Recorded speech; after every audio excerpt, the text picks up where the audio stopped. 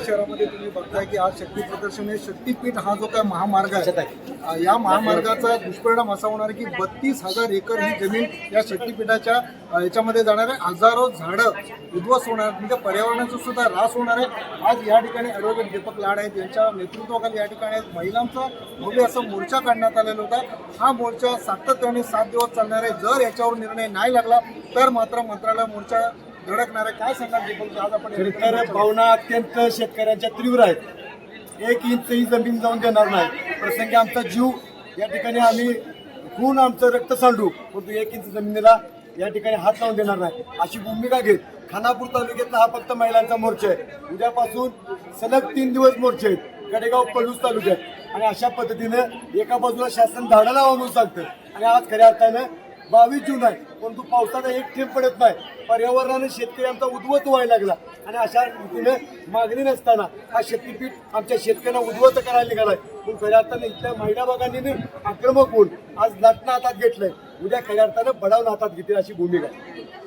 आज आपण विकासाची भाषा सरकार करते की विकास झाला पाहिजे, विकास झाला पाहिजे. आपण आता बघतो की दुष्काळाची सुद्धा सवय झालेली आहे, पाण्याची समस्या आहे आणि या ठिकाणी एका शेतकऱ्यांचा महामार्ग तयार करत आहेत. याला तुमचा विरोध आहे, का सांगा? आमचा कायमच विरोध राहील. आणि मला सरकारला एवढं सांगायचं आहे की आमची जर जमीन तुम्ही घ्यायची ठरवलं तर ते देणार नाही. आणि तुम्ही किती पट देणार आहे? 1 पट देणार आहे, 2 पट देणार आहे, किती पैसे देणार आहे? आम्हाला 10 पट जरी सरकारने पैसे दिले तर आम्हाला नको आहे. आम्हाला आमची जमीनच पाहिजे.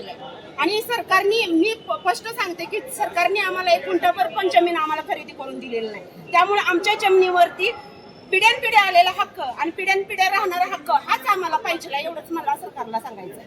याप्रमाणे शक्तीपीठ जसं बनवलेलं आहे तसंच सरकार शक्तीचा सुद्धा वापर करून या जमिनी ताब्यात घेण्याचा प्रयत्न करत. यावेळेला मात्र तुमची शेवटची भूमिका काय?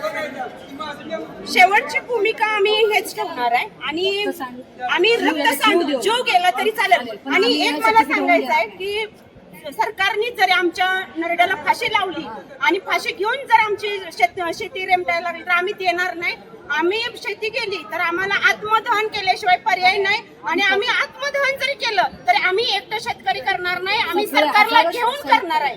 तर सरकारने हे आमचं हे करावं, एवढंच ताई काय सांगाल, आज हा जो मोर्चा महिलांचा मोर्चा, पूर्वी म्हणायचं की महिला चूल आणि मूल असायचं, पण आज प्रत्येक क्षेत्रात प्रगती करत आज सुद्धा तुम्ही मोर्चामध्ये मोठ्या प्रमाणात सहभागी झालेला काय सांगा? म्हणजे ज्या वेळेला वेळ येते त्यावेळेला माणूस कोणत्याही थरात जाऊ शकतो. आज तुम्ही आमच्या संघ एखादी गोष्ट करायची म्हणलं की आमचा 7 बार घेतल्याशिवाय तुम्ही आम्हाला कर्ज देऊ शकत नाही. आमची प्रत्येक गोष्ट घेतल्याशिवाय तुम्ही कागद मागता, तर तुमचं काय आहे आमच्या ती दाखवा आणि मग आम्हाला तुम्ही विचारा. जेवढी तुमच्या याला किंमत आहे तशी आमच्या वस्तूला किंमत आहे ना, तर तुम्ही पण कळू द्या. का तुम्ही धान्याला कान्या चोराला मुलीला का देताय? का देताय?